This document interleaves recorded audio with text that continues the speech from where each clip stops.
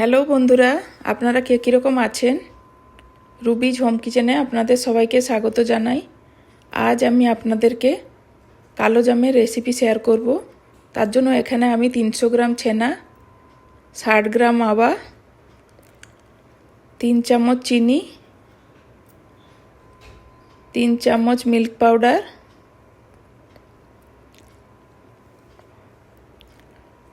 3 চামচ সুজি। এখন আমি এর মধ্যে কিছু বড় এলাচের দানাকে ছাড়িয়ে দিয়ে দেবো।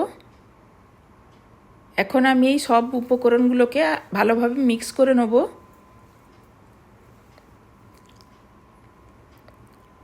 মিক্স হয়ে গেছে। এখন আমি এর মধ্যে 100 গ্রাম ময়দা দিয়ে দেবো, দিয়ে ওটাকেও খুব ভালো করে মিশিয়ে নেব। এখন এটাকে আমি হাতের চেটোতে খুব ভালো করে মেখে নেব। এভাবে যেভাবে আমি মেখে নিচ্ছি আপনারাও ঠিক এভাবেই মেখে নেবেন। খুব ভালো করে মেখে নিতে হবে।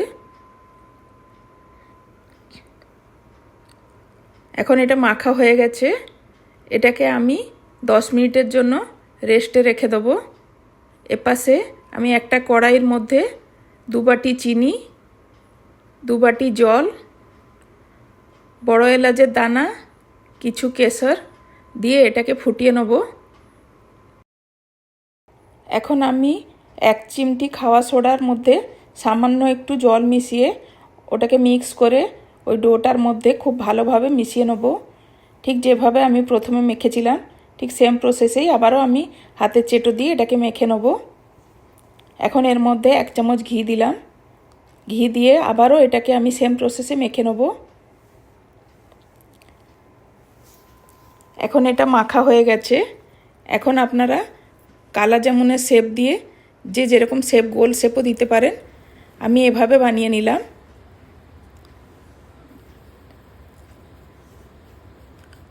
কালা জামুনগুলো বানানোর সময় যেমন ওগুলো ফেটে না যায় সেটাও দেখে নিতে হবে আপনাদেরকে। খুব সুন্দর করে আমি এগুলোকে বানিয়ে নিয়েছি, সবগুলো বানিয়ে নিয়েছি। এপাশে আমি কড়াইতে সাদা তেল গরম করতে দিয়েছিলাম। তেলটা খুব সামান্য গরম হয়েছিল। ওর মধ্যে আমি কালা জামুনগুলোকে ছেড়ে দিলাম। আঁচ কম করে কালা জামুনগুলোকে খুব আস্তে আস্তে করে ভেজে নিতে হবে, নাহলে শিরায় দেওয়ার সময় এগুলো চেপসে যাবে।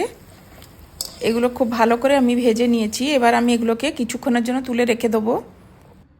এখন আমি তেলটাকে ঠান্ডা করে নেব।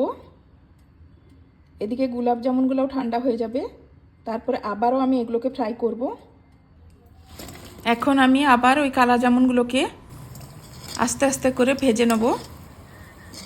আপনারা যেরকম কালার চাইবেন সেভাবে ভেজে নেবেন। একটু ডিপ কালার করেই ভাজতে হবে। এখন এগুলো ভাজা হয়ে গেছে। এখন আমি ওই ফুটন্ত শিরার মধ্যে আমি এগুলোকে দিয়ে দেবো। দিয়ে 5-7 মিনিটের জন্য খুব ভালো করে ফুটিয়ে নেব।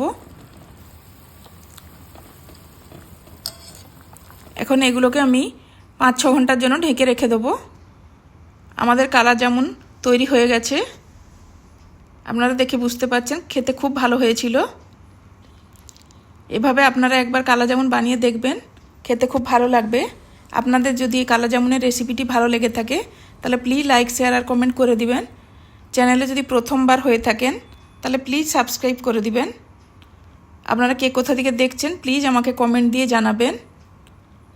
সম্পূর্ণ ভিডিওটি দেখার জন্য আপনাদের সবাইকে ধন্যবাদ।